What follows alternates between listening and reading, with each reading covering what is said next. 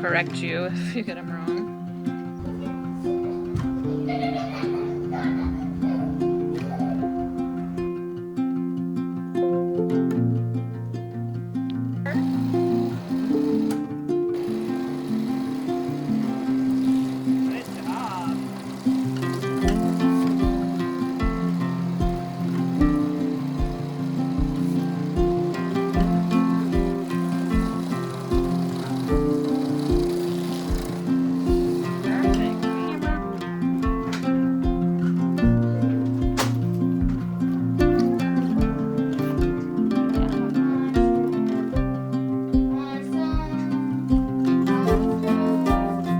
Welcome to my video series, Planning My Homeschool Year, starting in the summer. So I think I'm at about 3.5 weeks till school at this point. And I'm gonna share what I did in the last week and a half to prepare for a new school year. So I am a mom of 6 girls. My 5 oldest are in school. My oldest is starting 10th grade, and I have down to a 1st grader and then a toddler. We use a Charlotte Mason approach, and specifically we use Ambleside Online for most of our curriculum. And so one of the things I did this last week was just a lot of reading about year 9 in Ambleside and ordering of books and curriculums. And so this looks like a lot, but you know how Amazon just sends everything in small boxes and not all together, even though I tried to select a shipping type that they would come in as few boxes as possible. So one of the things I'm gonna be doing right now is opening up all of this and showing you what I ordered.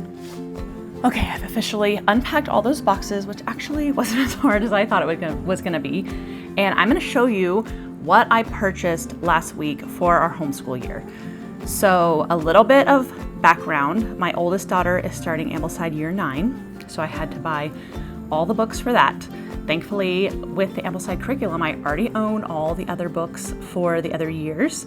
So I have a daughter starting Year 7, a daughter starting Year 5, Year 2, and Year 1. So all of those books I already owned. But I've talked a little bit in here, I think, about what I give my girls on the first day of school. So you know that we did a few years of private school, and I would spend so much money on those school lists, and then it would be kind of annoying because I would buy like new pencils or whatever, but we would still have so many pencils left over from the year before. So I have enjoyed not having to go by someone else's school list and school supplies list, and just getting to buy the things that I think we will use and enjoy. And then another part of this story is this is my 2nd year receiving a scholarship from the state of Utah for homeschooling, which I have never received money for homeschooling before. And so it was such a huge surprise and such a blessing to do that. And I've been able to buy some things that I never would have been able to buy. I can buy both books and supplies and things like that, but I can also spend it on learning type games and toys, which has been so helpful.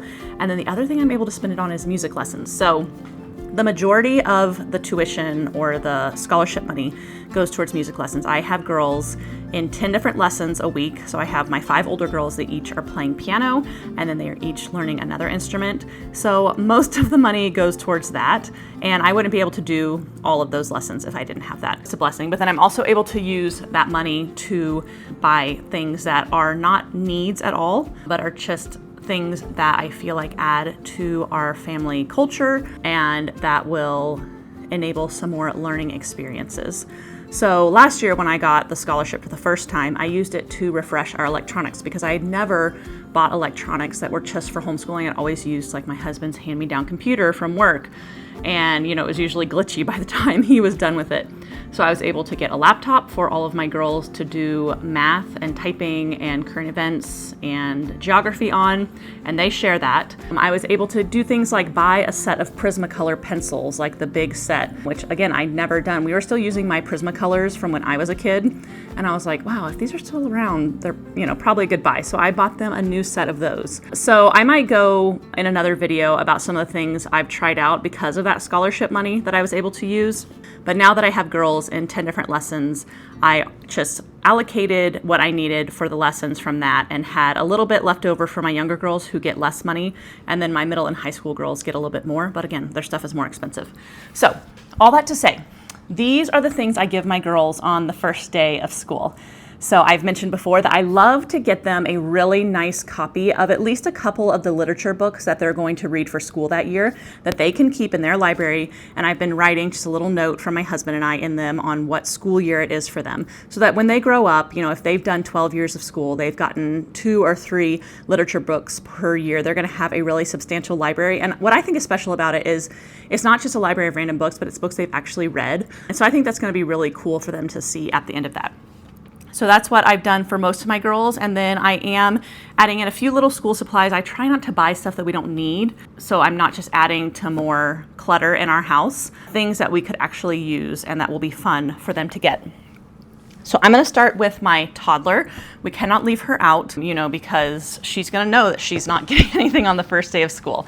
So with the girls who haven't started Ambleside yet, it's fun to just get them some books to add to kind of our family library. So one thing I got her was the Random House Book of Poetry for Children. She is loving the Frog and Toad stories right now. She's 2, she'll be 3 in November. So these are illustrated by Arnold Lobel. So I thought she would enjoy that, and it would be a great introduction to nursery rhymes for her. And then I got 2 new Kevin Henkes board books. Now I like the board book still because she's a little bit destructive. So if she's reading in her bed, she has a little bookshelf by her bed. I prefer the board books. And then these can be more books we read to her and then put back. Kevin Henkes is one of our girls' favorite authors, children's authors. So I got her Little White Rabbit and Birds. She loves the other books by him we have. And my older girls love his little stories about the mice, like Lily. And then I got her another Arnold Lobel book, The Fables. This is one of the only ones I think of his main collections that we don't have. So that is for my toddler. And then along with that, I got her and my 6-year-old first grader some of the little doodle boards that are very popular right now, because I thought these would be fun for them to either have in their bed if they wanted to draw without having to have crayons and pencils, or we can take these places and they can use them. So one of those will be in kind of her first day of school gifts. Then I have a 6-year-old who is starting first grade, and she loves all things woodland, fairy, pixie. And last year I got her some of these mini Elsa Beskow, I don't know how to say her last name, books, and she absolutely loves these. It's funny because with books like this, and please don't hate me, I don't necessarily feel like the writing is amazing. I feel the same way about Brambly Hedge, which I know everybody loves those, but it is worth it for the illustrations. So, and I love these because even though she can't really read these yet, she loves to look at the pictures. So I just added to her collection of these. We got the Sun Egg, Emily and Daisy, Rosalind and the Little Deer, and Thumbelina. And then I also got her a picture book set of Angelina Ballerina, because I thought she would really love these. Not all of my girls loved the really girly frou-frou stories, but she does. And I remember reading these when I was a kid, and so I thought I would give those to her. She, of probably all my little kids, really cherishes these books that are hers. She's my 5th daughter, so she'll enjoy those. And then obviously I got her the other doodle board, and then I got her just some Ticonderoga, which I'm very attached to, that brand of pencil. My first pencils, I like the short ones because I think it helps with the pencil grip. And then I got her a sharpener because we have an electric sharpener. That's another thing I bought with scholarship money, was an electric sharpener, but it won't fit this size pencil. So I got her a little pencil sharpener. And then I got all of my girls one of these, but I also got her a visual timer. So I love the Time Timer brand.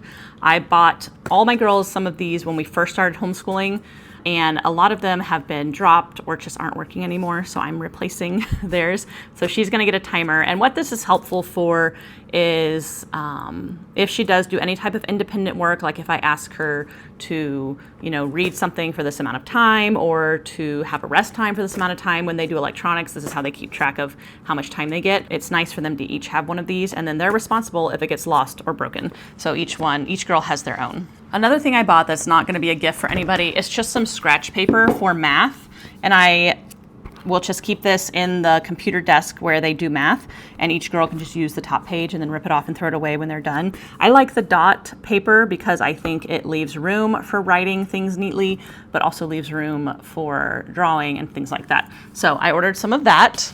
Okay, for my 4th grader who is starting We're kind of restarting Ambleside Year 2. I've talked about that, I think, in a different video because I'm more interested in her loving learning at the end of her education than checking off certain levels in different curriculums. So for her first day of school, I am getting her a beautiful copy of Robin Hood and a beautiful copy of Wind in the Willows. Those will be some of her literature reads for this year. And then I also got her a set of Ticonderoga pencils, just regular pencils, but they have not arrived yet.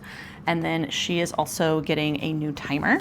Along with this stuff, sometimes I'll give them like a little box of mints that they can keep in their desk or some gum if they're old enough to do gum. So I add some fun things in like that too. But I like to spend money on the first day of school, like getting them gifts, but also getting them things that they're really gonna use and cherish. No, for my 7th grade daughter, who is in Ambleside Year 5, I got her some beautiful copies of some of her literature books. So this is an Oliver Twist edition, and this is The Story of King Arthur and His Knights by Howard Pyle.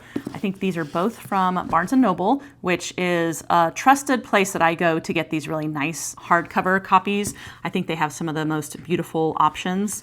And so those will be her literature ones. And then for my older girls, they do copy work where they just every day in their neatest handwriting write down a beautiful quote or a few sentences from a book they read. And so I'm getting her a new copywork notebook for this year. And then I got all of my girls these Ticonderoga mechanical pencils, but they're kind of a little bit different. They're refillable self-advancing lead, and so apparently you don't have to click or twist them. So I thought I'd try these out because we have plenty of just the plain pencils, but I thought we could try these out. The reviews were really good. So I got all of my older girls some of those. And then my thing with pencils is the eraser often runs out before the pencil lead does. And so I ordered just some really good erasers that I can keep at different places like the computer desk and stuff for pencils whose erasers are gone, but still have a lot of life left in them. So these will not be a gift either. I also got just some lead so that when they run out, we have that available. But those are just supplies I get. Okay, now I have a daughter starting 8th grade and she's doing Ambleside Year 7. And this year she's going to be reading Ivanhoe and Watership Down. So I got these beautiful copies of that. My girls love like the little books, but I don't feel like they're really great for reading out of. So I will also buy just like a cheap paperback copy. In fact, my cat has discovered the empty pile of empty boxes. So I will buy a copy like this of Ivanhoe. And this is what they will actually read out of for the year. But then at the end of the year, they'll still have this as a beautiful copy. And, you know, the writing is just really small. So I don't necessarily want them to be doing school out of a book like this. And I think they get more worn out the more you use them. So this is the copy that I will pass down to all of my girls to use for school, but then can get them their own copy and edition after that. And so she will also get a new copywork notebook, pencils, and a new timer. I think I forgot to say the timer for my 7th grader. Okay, and then last is my 10th grader. She will be doing Ambleside Year 9. And so I got her a beautiful copy of Gulliver's Travels, which is one of her literature books. And then she has been collecting this set of books. When I first started giving them literature books, these are, I think they're Macmillan, let me see, Collector's Library, Macmillan Collector's Library. And we are no dust jacket people, so we take the dust jacket off because it's so much prettier. So she has a big stack of these up in her room, and she is reading The Count of Monte Cristo as part of her literature. So I got her a little copy, but again, I don't make them actually do school out of these. I ordered like a bigger copy for that. And then one of her free reads is The Scarlet Pimpernel, and so I got her the same Macmillan Collector's Library of that.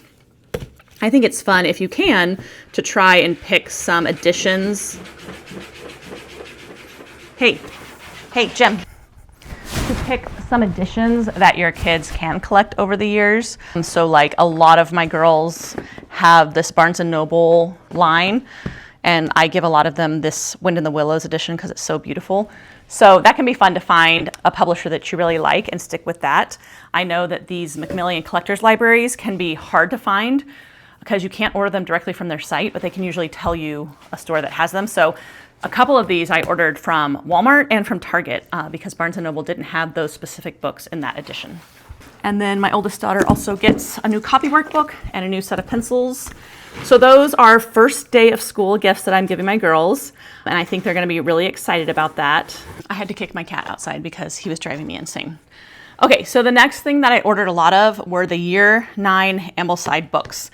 And to be honest, I was just kind of looking through the book list and clicking the Amazon links to a lot of these. So these are some of the books that my daughter will be reading for Year 9. I don't think I've received all of them. And then something else that I wanted to do better with her on is the free reads. So oftentimes she isn't someone who just like loves to read, and the Ambleside years have been so reading heavy that she doesn't feel like reading for fun after that. But I ordered 4 or 5 different books that I think the Ambleside website recommended as free reads. Like, they're recommended, but they were saying, if you read some, read these. And so I got her some P.G. Wodehouse, and I got her Rob Roy by Sir Walter Scott and a G.K. Chesterton, and then I got her The Scarlet Pimpernel. So I'm going to try and work these free reads into the year, whether we do them on break weeks or something like that, or she just has a certain amount she has to finish. My niece, she and my oldest daughter have kind of been in a book club together, relationship, even before we moved to Utah. She lives in Utah, and so they get together and study and discuss different books. And she put on her Goodreads want to read list that she wanted to read The Scarlet Pimpernel. And so I was like, okay, you and Evangeline need to do that together. So maybe that's a way that they'll get in some of the extra literature reads. But I definitely want to get better at that, because I think, you know, there are so many great books in the Ambleside program, but then there's so many great free reads, especially in the upper years, that she's not necessarily getting to. And so I want her to get to those. Okay, so those are the Year 9 books that I have gotten so far. And for the most part, I do try and buy them new and hardcover if possible, because I'm going to be using them 6 times. And like I said, with the scholarship, that's made all of this much more doable. But even when I was paying for it with my own money, if I knew it was a book that especially is used over multiple years, and then I'm going to use it 6 different times, try and get the best copy available. I really like Living Books Press books. They obviously cater a lot to the Ambleside community. And then I shared in my middle school years books, but I like this Mint Editions books that I've been starting to order. They feel very sturdy and like they're gonna last. But in a lot of the books, there's not a lot of options. So, okay, the next thing I ordered is math curriculums. My 8th grader is going to be finishing up Beast Academy and then probably going into the Art of Problem Solving pre-algebra program, hopefully in the 2nd semester. She really likes math and has a very math-focused brain, but wasn't quite ready for the Art of Problem Solving yet. So she and my 7th grader will continue with Beast Academy. And then I talked about how my upcoming 4th grader, when she was diagnosed with dyslexia, I switched her over to Math with Confidence just to make sure that I wasn't missing anything with the way she was learning math. And so I did order the 4th grade Math with Confidence curriculum. I'm not going to open it. We're not quite done with 3rd grade yet. And so I want to finish that and see. She did really well with Beast Academy, and I like that style of teaching better, and it's more independent than this is, so it's easier for us to get done every day. So I'm not going to open this, and we'll see where we're at when we finish the rest of 3rd grade, and then maybe trying out Beast Academy again, because I've already paid for the yearly subscription. And then my kindergartner, I ordered, well, she's going to go into 1st grade now, the 1st grade Math with Confidence. And again, I'm going to try Beast Academy with her after finishing the kindergarten math, which we didn't quite get done, just to see if she likes that style of learning and she's ready for it. So I'm not going to open these 2, but I have them if I need them. My oldest daughter is starting Denison Algebra's geometry course.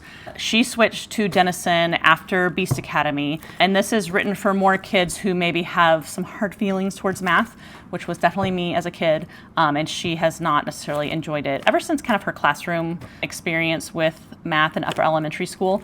So she has loved the Denison program though, so she was excited to jump into geometry. She really liked the Algebra 1 program. Okay, and then the other big thing I ordered for my 2 older girls who are 10th grade and 8th grade is a science course, a self-paced online science course. And I went with Apologia. I haven't done a ton of research into the different science curriculums, but I liked that it was, again, self-paced, so it's something that they can do on their own. And then we did use their anatomy book in one of the upper middle school years of Ambleside Online, and they really liked how it was written. So I thought I would stick with that. So my oldest daughter is doing biology, and this big box here is the microscope that you can order from them, We had a microscope, but over the years, it got cracked at some point just from little kids using it. So I went ahead and invested in a new microscope that I'm going to keep out of reach of the little kids. And then she has her biology textbook. Oh boy. And then there is like a login for the online portion of that. And this is the specimens for dissections and the tools for that, which I am going to have my husband oversee if possible. And then my eighth grader is going to be doing the general science course. And she loves science, and I feel like even though we've read all the Ambleside books and she's done great with those, I think she would love some more formal education in science. So decided to get her started on that. And we will just focus on that another time.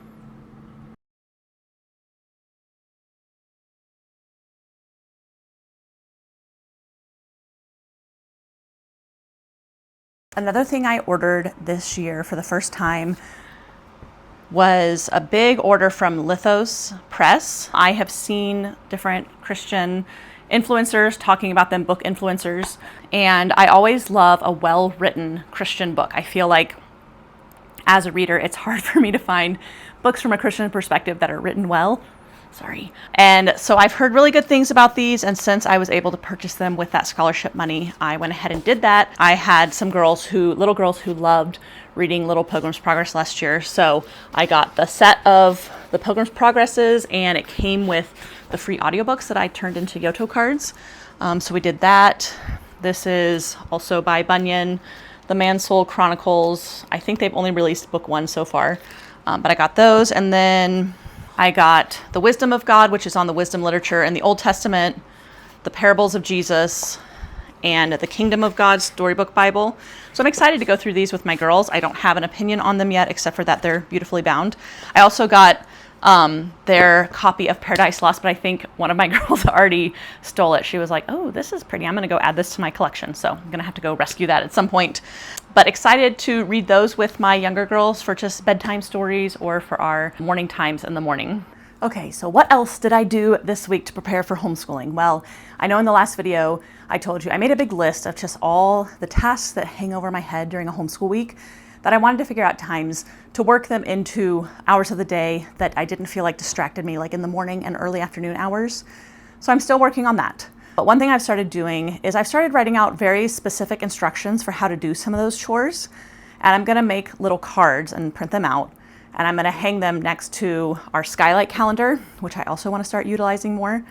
And I'm gonna have these specific instructions that my girls can take with them to do the job so that they can see, the exact progression. We are a very neurodivergent household. So I've been trying to learn how to work with that and how to best help them take ownership of things. So I thought a list that they could take with them and they could work their way down the list would be helpful. And then I want to post those same lists in areas of chores they do. So for example, one of the things I want to start assigning my girls is an after breakfast cleanup and an after lunch cleanup so that I'm not having to do that and I can get to work with somebody else. So once a week, they will, after everyone eats breakfast, put all the food that's still out away. There's some things that we all share, like coffee creamer or milk and cereal. And so they can put those things away. They can rinse off dishes. They can put away things on the counter. That would be super helpful because often my kitchen is just a wreck by the time we're done with lunch and school, and it's overwhelming to clean it up and also start on dinner. So then I want to have the same thing for after lunch, and I want to just put a very specific list posted by the sink so that they can work their way down and see exactly what they should do, and so they don't miss any steps. So some things like that I could pass off to them that would free me up during the day. I'm working on that. And then I mentioned the skylight calendar. That was something that I bought with the scholarship money last year because I just thought it was going to be the answer to all of our problems. It was going to solve, all the chaos in this house. And so far it hasn't, and part of that I think is my problem. So what happened is I made very generic entries onto the calendar, and then my girls would check it and they would be like, oh, do I need to do this today? And I was like, oh, actually, I forgot. No, we don't need to do that. And so I wasn't consistent with the information on there being what it should be. And so I think they learned to disregard it a little bit. And so I am going to get much more organized with a skylight calendar so that I can assign these extra chores that I'm going to start passing on to my older girls. And every night before bed, just get into the habit of checking the next day's calendar and making sure it's accurate, taking off anything that's changed or moving things around if I need to, so that when the girls check it, they know if it's on there, you're supposed to do it. Then I'll have those cards hanging next to it. If they have a specific job that isn't something they do often, then they can check that card to see exactly how to do it. So I'm still working on that, but I think just not having to be questioning everybody if they've done their chores, if they've done what they need to do to get ready for school would be really helpful. Just living life in a big family like that has been a big challenge for me to learn just where to let go and where to chill out, and then where to also keep trying to teach kind of the organization and discipline. So it's a work in progress, but I think there are some things I can do on my end that would help the family, so I'm going to do those and then leave the rest up to God and them. Another big thing we did as a family is we went on a technology fast. I have talked about technology before. We don't really use a ton. My two older girls have phones from Bark, and so they have very limited access to apps and things like that.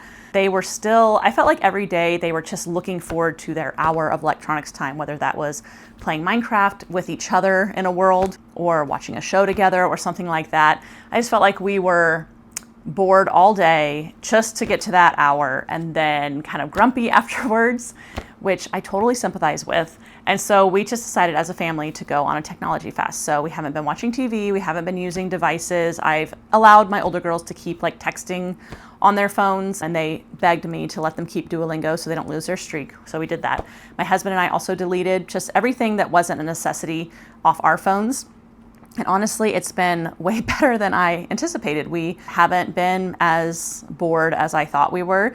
And that kind of gives me confidence just in using electronics in the long run, is knowing, you know, when I go through seasons where I have a new baby or I move or we have a big sickness move through the family, when we do watch a lot more TV or we let people play games on a Nintendo or something like that, you haven't ruined all the hard work you've done in trying to be as low on electronics as possible. It is possible to kind of do a reset, and I've seen that many times with my little girls and TV, but it was cool to see it happen just as a family also. So I think we will probably in the winter months reintroduce some electronics, especially as a motivation to get school done, but it's been cool to see that we can take them away and we're okay, and my girls find things to do.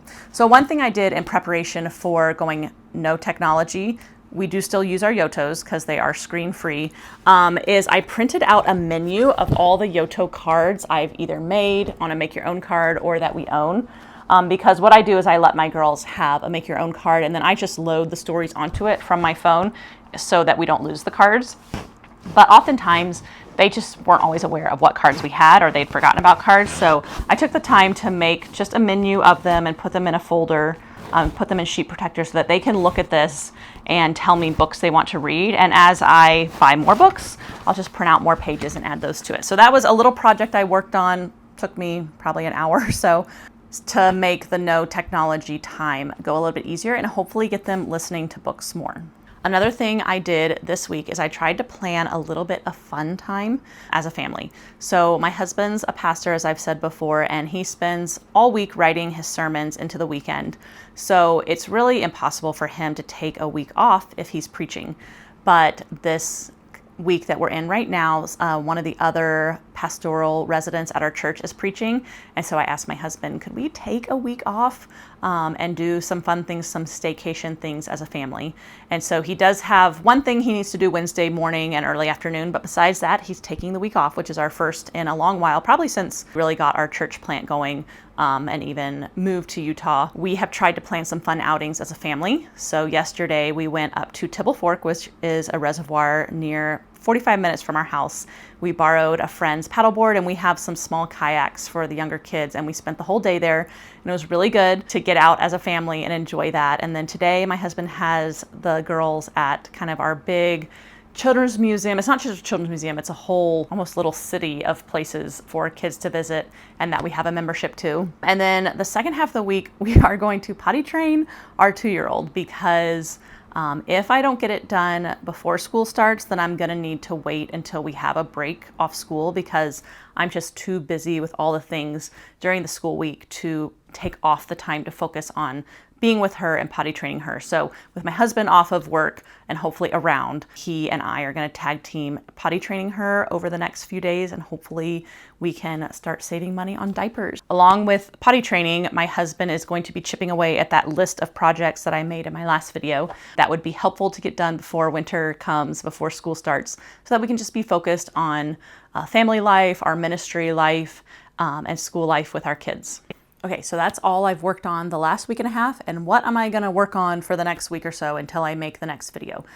Well, I'm gonna keep making those chore lists, really specific chore lists, formatting them in a helpful way, and working on the skylight calendar task. I'm gonna do most of that on my computer because I think it'll be easier and quicker to do like a big revamp of it on there, so that our skylight calendar is accurate during the weeks and it has very specific chores that my older girls can do to help out the family. I've done most of my shopping for the school year, but I am going to start looking at all the years of Ambleside that my girls are going to do and printing out a weekly schedule. With my older girls, they are more independent. They're doing most of their readings on their own, or at least they're responsible for bringing their books to me and having me do their readings with them. I make them each a schedule for the new terms, and so I need to do this for the different Ambleside years that I'm doing. The nice thing is, all the years I've already done, I can look back at those schedules and kind of get some ideas from there.